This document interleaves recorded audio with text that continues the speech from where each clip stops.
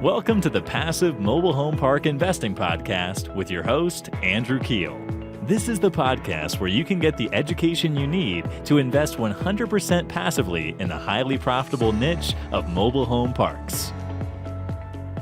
Welcome to the Passive Mobile Home Park Investing Podcast.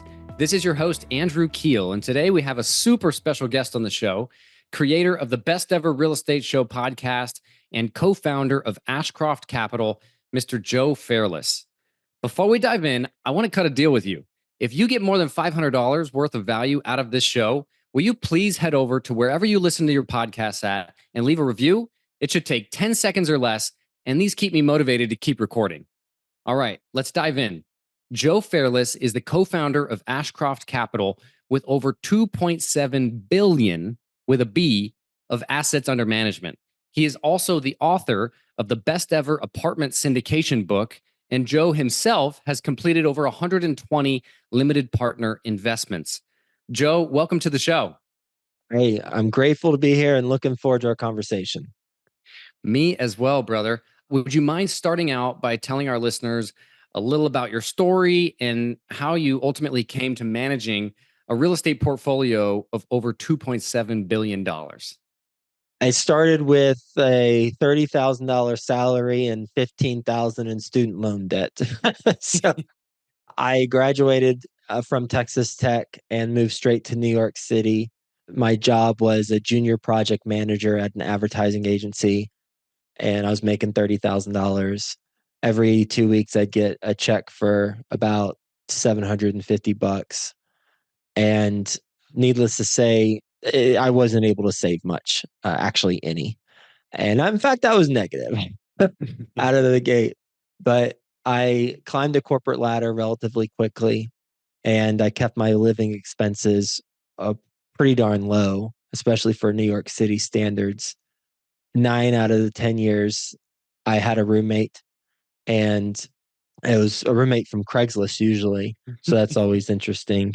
Lots of irrelevant stories that I could share, I won't share in this podcast, but good stories to have a beer and talk about. I ended up climbing the corporate ladder relatively quickly and peaked at the youngest VP of a New York City advertising agency. And that I was making a $150,000 base salary. So from 30K to 150 in a relatively short period of time. I think it was about 7 years or so. And I realized that I wasn't fulfilled by what I was doing. And along the way, we'll call it, it was in 2009. So 4 years after I graduated college, I bought my first house as an investment property. So I was in New York City and I was renting, and it was a tiny little apartment, 2-bedroom. My friends would make fun of me because I was living like a college kid. And they were upgrading to studio apartments or 1-bedroom apartments. And I was just sticking with my 2-bedroom with no living room, tiny little bathroom, dorm style fridge, no windows in one of the bedrooms, no central AC. Like I'd take a washcloth, I'd put it in the little freezer compartment of the dorm style fridge. And then at night, before I went to bed, I'd put it on my forehead and cool myself down during the summer. I'd wake up in the middle of the night sweaty because it was no longer cold. It was wet and warm. And then I'd swap it out in the middle of the night with a different washcloth. I mean, that's how I was rolling. And my friends would make fun of me, but you know what? I was saving my money that I was making. I would do, I call it mannying, not nannying, but mannying on the side. On the weekends, I would work with kids, essentially babysit on the weekends. So I was saving my money, and I saved up enough $20,000, in fact, to buy my first house, even though I was still renting. And I did that 4 times, actually. I bought 4 homes, and my friends were saying, how are you able to do this? So because of that, I taught a class on how to do it. And one of my former bosses at the time attended the class, and he said, well, this makes sense, but I don't want to do any of this. It's, house investing myself, too much work. If you ever do something larger where I can invest with you, let me know. And I heard that from a couple people. So I then realized that I had customers before I had a product. I realized I had investors who wanted to invest with me before I had the actual property to invest in. And simultaneously with the single family homes on my spreadsheet, I was a spreadsheet thousandaire, right? It was great. But in reality, I was about breaking even because I'd make $250 a month in my spreadsheet, but then someone would move out and that'd be $3,000, $4,000 to get it moving ready.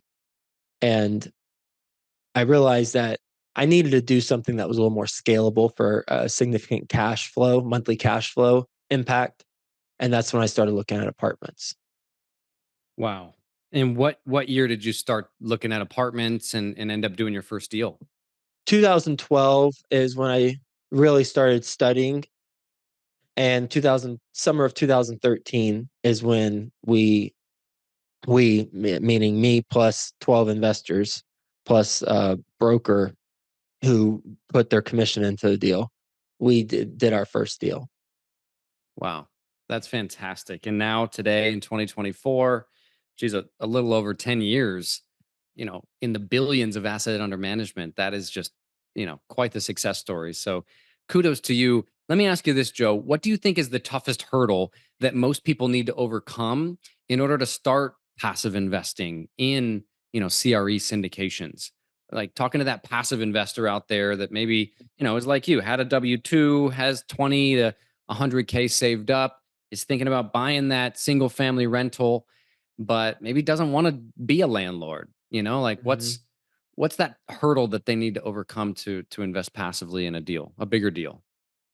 I would say that the realization that the profits and tax advantages can be similar to actively investing.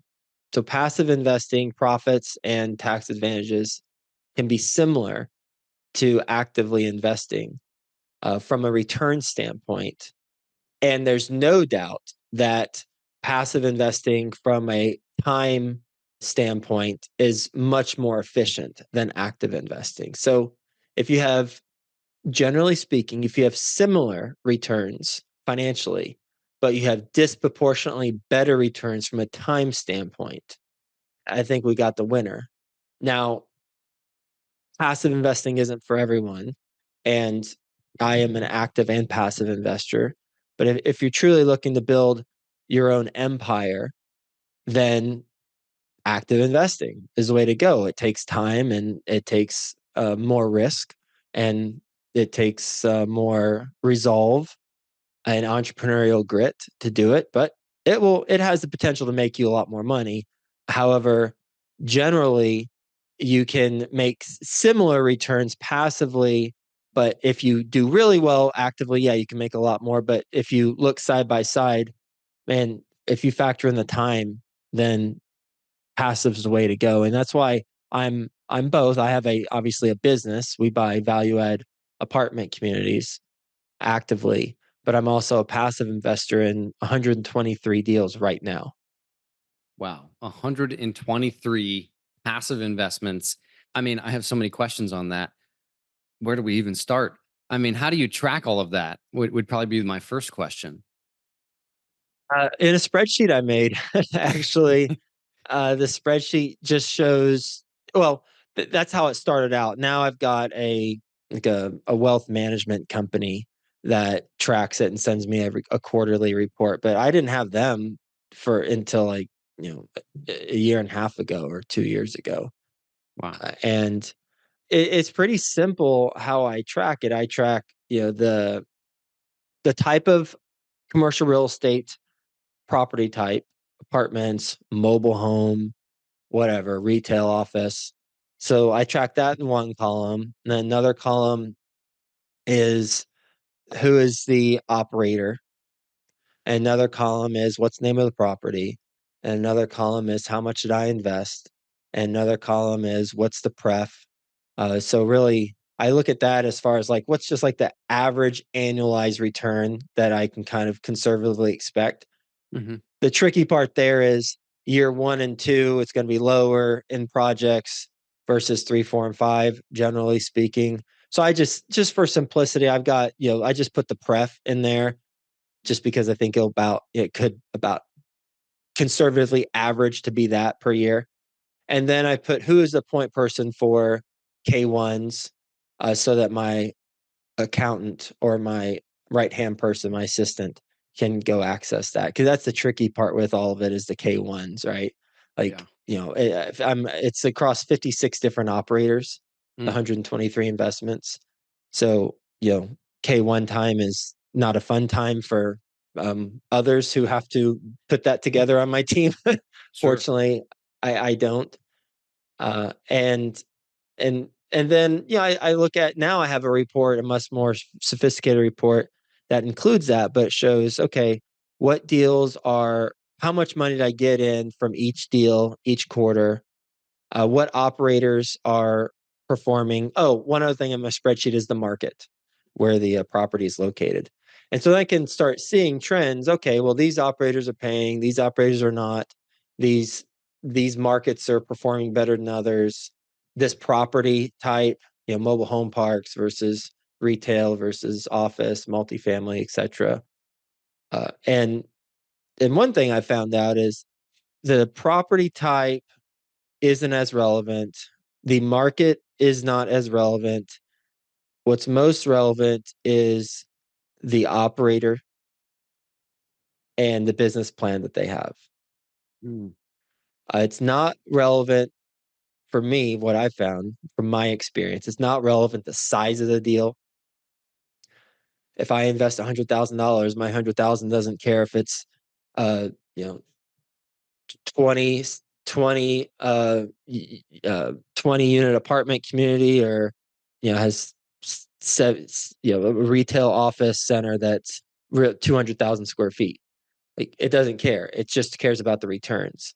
And so that's one thing that I've seen other passive investors kind of look down on is, well, it's a smaller deal. Who cares? Doesn't matter. Like, it's a return's a return. And you can actually, what I found though is the smaller deals tend to attract operators who aren't as seasoned and don't have the sophisticated reporting and are not committed to that as much as the larger deals. So generally speaking, smaller deal equals less seasoned operator equals not as good communication and reporting. But returns could be just as good or better or worse, but it has no bearing on the size of the deal from my personal experience. And so I consider any type of size of deal as a passive investor, knowing that if it's a smaller deal, then I'm probably not going to get the reporting I expect. That probably won't have the communication, but at the end of the day, it's about returns. Totally. Wow. That was awesome. I appreciate the golden nuggets on the deal operator and the business plan. Is there any other trends, that kind of stick out to you? And maybe you can touch on, I know you have some LP investments and some mobile home park deals. How have those performed? How did you find those operators and vet them to get comfortable investing with them? Mm-hmm. Yeah, I'd say so. Mobile home parks, just look on my sheet. I know for sure one. I have one. Actually, two. I have two. One sold, and I have another that's in a fund. It's a mobile home park and parking lot fund. So I have two mobile home park investments, and it's simply because of my lack of exposure from operators who have deals. That's it. It's I invested, so on the one that closed, that's gone full cycle, I invested $75,000 in that one, and they just sold about 2 months ago, and it performed great. It doubled my money in I don't know, like 3 years, maybe 4 years at most, but probably I think about 3.5 years. Great. And I probably wouldn't invest with the group again because of the communication approach and the lack of reporting. Sure. But from a return standpoint, it was great. And So how did you find that operator? Locally, just a Locally where you live? local meetup. Yeah, local Wow. meetup, and knew them, and had a, you know, more than acquaintance, less than friend type of relationship somewhere in that middle zone, and good people. I'm just, wasn't a fan of the communication style or lack thereof. But glad we got the deal full cycle, and I had no part in it other than putting in 75K.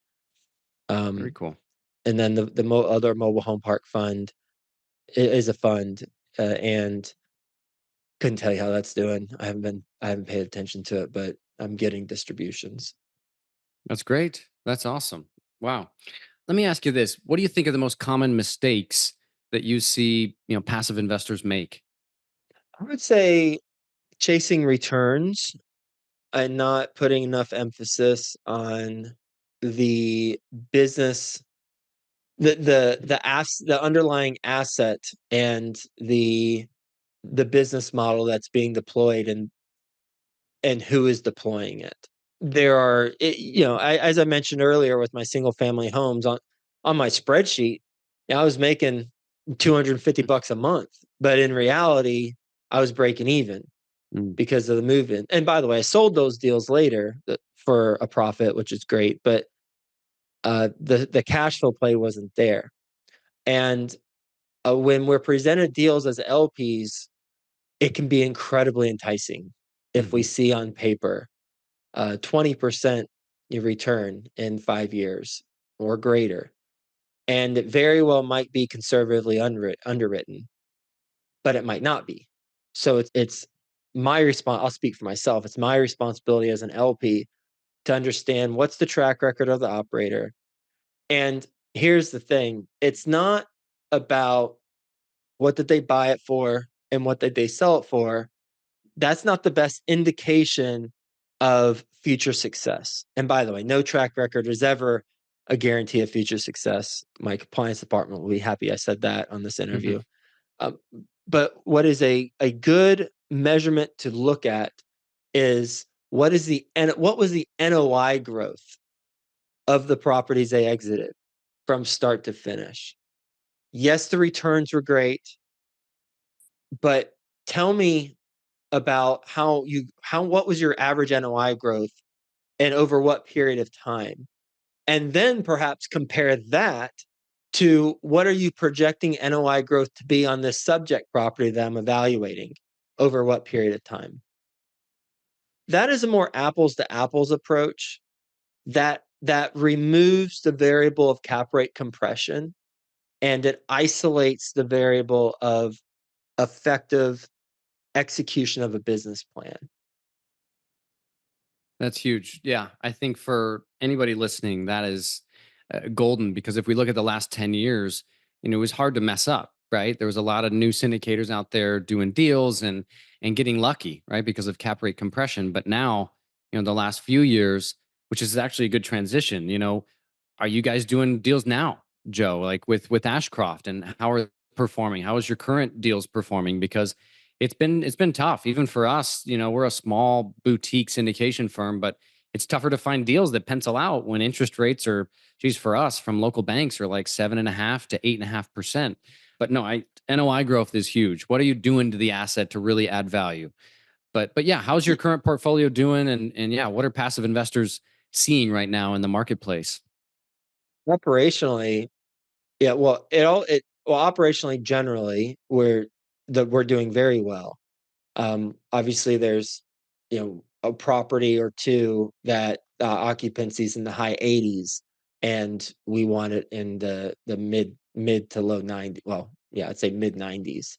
And NOI growth isn't there for whatever reason. Maybe it's the new supply that's coming, that it's historically at a historic rate has hit the multifamily markets across the nation, which I'd like to touch on that in a moment.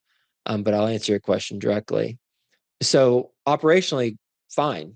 And in some cases, really well. I was just looking at our reports earlier this morning, and one property, 200 plus unit, we're at 99.9% collections. Wow. But it depends on the market, the submarket, the team on the property, on the ground, depends on many variables. But I'd say from a capital markets perspective with interest rates, yeah, that was a challenge. It still is. One thing that we've done is three of the properties in one of our funds we're refinancing in the fixed interest rate agency debt. Mm. And then the other five properties in that same fund we're going to sell when it becomes more opportunistic to sell, which leads me to the undersupply comment I mentioned. I touched on. I just want to mention because regardless if I recognize what your focus is, it's not multifamily, but I do want to touch on something because it is important for everyone to know. And then what we do with it is, whatever our choice. But this will happen barring some black swan event. We're about to experience a severe undersupply of multifamily across the nation. It's a fact. The reason why it's a fact is because right now we are experiencing a flood of supply of multifamily. And that's because the interest rates were low and cheap and projects penciled. And all those projects that penciled a couple years ago, they're being leased up right now. And so there's a lot of supply. So if you read the publications, the news publications, you'll read that, hey, tons of supply. Here's the thing, the demand is keeping pace with the supply. 94.2% is the average multifamily occupancy for the last 3 months nationally.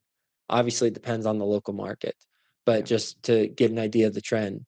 And so, historic amount of supply. I'll tell you how it's historic. So, average completions for multifamily in a calendar year across the nation, 217,000 a year. This year alone, for the first half of the year, 284,000.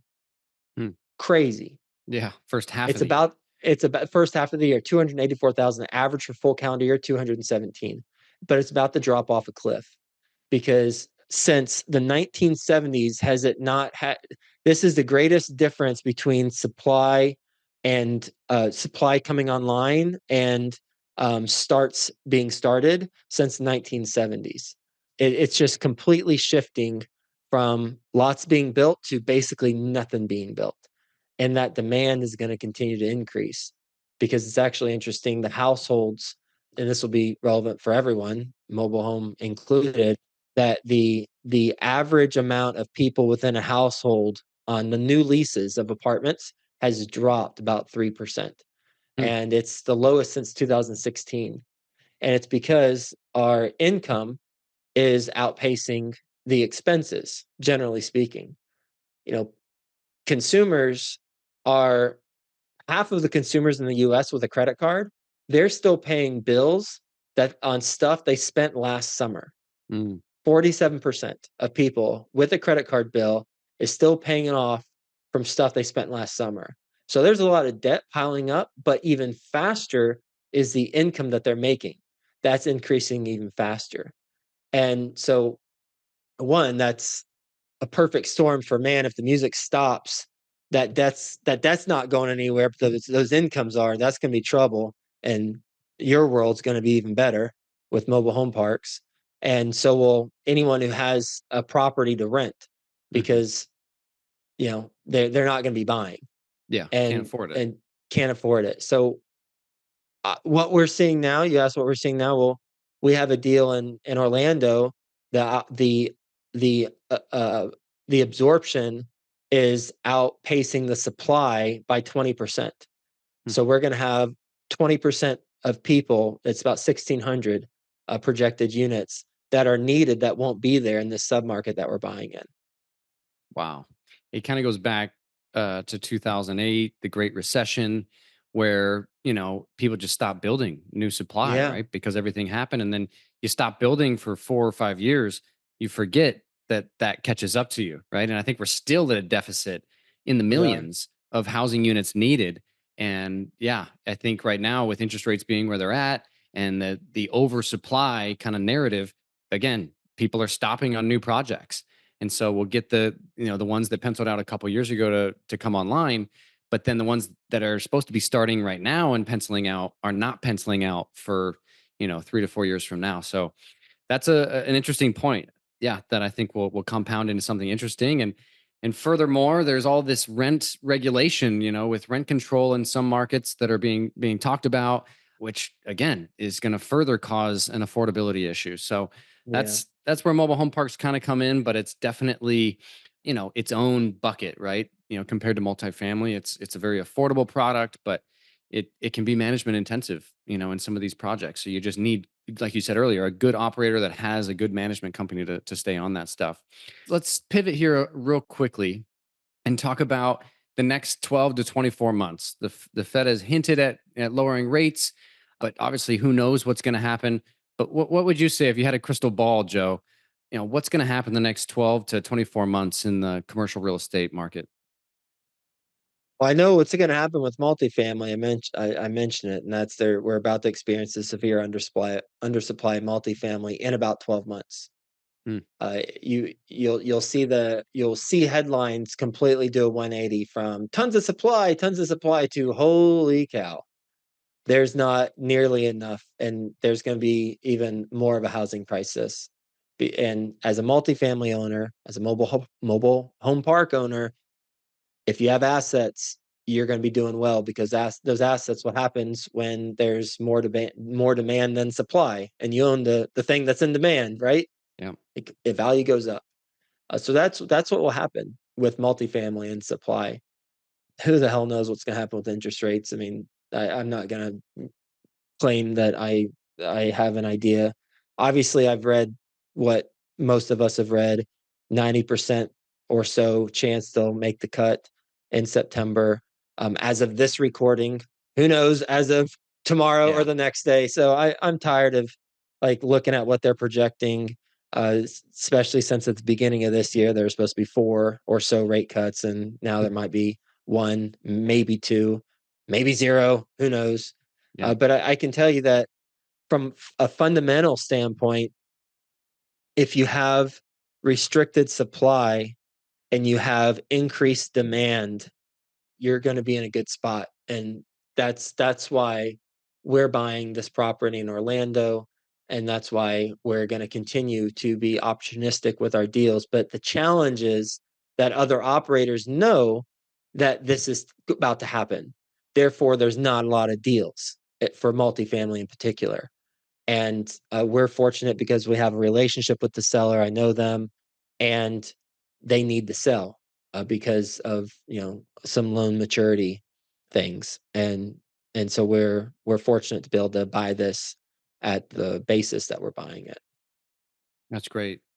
Let's talk about capital calls. When do you put up the needed capital and when do you walk away as an LP? And how do you approach a cash in refinance? How should an LP look at these? This has been like a hot topic recently on a lot of Mhm. the forums. What would you comment on that? As an LP, I've been involved in 5 capital calls. 3 I have participated in, and 2 I have not. The 3 questions I ask myself: 1, do they have a plan? 2, do I believe in their ability to execute the plan? And 3, where is my money in the capital stack if I participate? Mm. So they were favorable answers for 3, and the other 2 were not favorable answers. One of the 2 ended up getting foreclosed on again. I was a limited partner, just to make sure that's clear. I was a limited partner on that, just along for the ride. Uh, didn't like it. And then the other deal that I didn't participate on, I just got the email a couple days ago, and I just don't have faith in them, because what I've seen from the deals that I've read about and people who I know, because again, I'm in 56 different operators. So I've seen things. Uh, when there are 2 things present, deals in big time trouble. 1, a debt issue, and 2, operations. If you've got both those that are issues, that's major trouble. If you have 1, you can navigate it, assuming that you've got the right team and the right plan. And with that other one that I just got the email a couple days ago, I haven't seen that. I'm in 2 investments with them, and I haven't seen them hit 90% occupancy on either of the 2. Mm. And it's actually low 80% occupancy. And it's just just simple value add deals. And so I hope things go well. And I've mentioned to them, hey, I'm I'm here to help out in whatever way I can as an LP. I'm not participating because I haven't seen you guys hit 90% occupancy on any of the deals I'm in, so I don't have faith in your operations. If it was just a debt challenge, then man, I'm in. But if it's both, writing's on the wall. Yeah, that's good insight. Thank you for that, Joe. Just a few more questions. One of those is, how can an LP best vet a GP, operator before investing with them? Or do you Well, have any I best mentioned, practices? yeah, I mentioned NOI growth. That's one. Yeah. 2 is I would make sure they're the owner operator. So who you're investing with is actually the one who is responsible for making the decisions, and they have the track record and wherewithal, or track record and experience to be the one who makes those decisions. So that would be the second. Um, and then those 2 are very um, black and white. But the third is more of an intangible, and that is, do you again, it works for me, but do you trust in their ability to stay focused on this, and this is a priority for them. Um, I I see some operators as more of the entrepreneur type, bouncing from one thing to another, whereas I think the best ones maintain focus on what their specialty is. There are exceptions for sure, but that's how I think about it, generally. Yeah, no, that's a very good point. Yeah, even myself, mobile home parks was our thing back in 21. We're like, oh, everybody's on this storage train. Let's try it out. Got in there, and it's a completely new ball game. Yeah. We should have slowed down and realized, hey, this is something new. And like you mentioned earlier, it's very market driven, sub market driven, and most of them did well, but some of them, we were lucky to just get the capital we invested out of it. So it's just, you got to be careful and you got to stay focused. I like that piece right there. Joe, dude, thank you so much for doing this interview. If any of our listeners would like to get a hold of you or Ashcroft Capital, what would be the best way for them to do so? You can go to ashcroftcapital.com, go to current offerings, and you can see that deal in Orlando. We're buying, 5 minutes from Disney. $115,000 is what the average current tenant makes at the Wow. property.